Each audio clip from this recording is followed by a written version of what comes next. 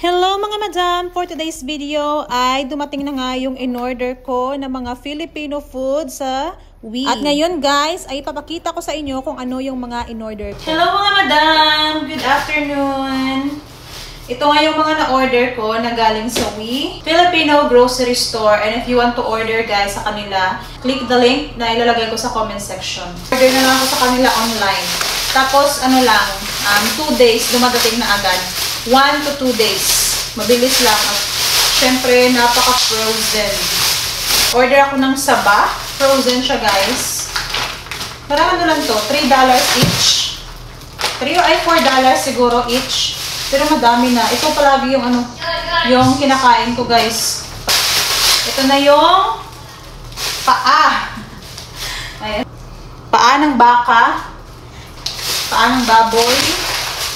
And then, turon. Tignan ko guys ng palabok.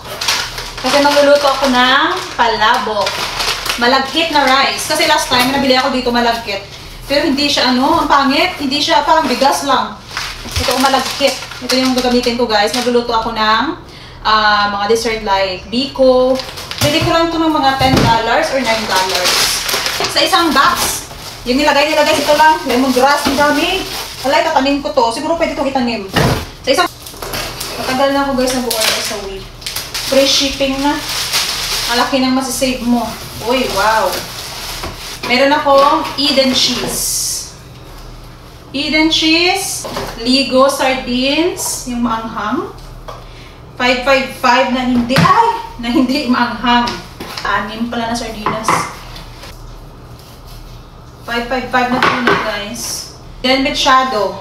2 mechado na 555. At chuete or anato powder. Anato powder. Pag-discount sila kasi guys, pag yung bibili mo, madami. Discount sila. And then, mamasitas na palabok. At tapos, pang sinigang. Ako ng, langka. Magluluto ako ng KBL. Kadyos Baboy Langka. So, lalagyan ko siya guys ng langka or jackfruit. Sa mga gustong mag-order dyan, ilalagay ko yung link ng Wii sa comment section para may discount kayo guys na $20. Sa unang order nyo, may discount kayo ng $10. Sa pangalawang order nyo, $20.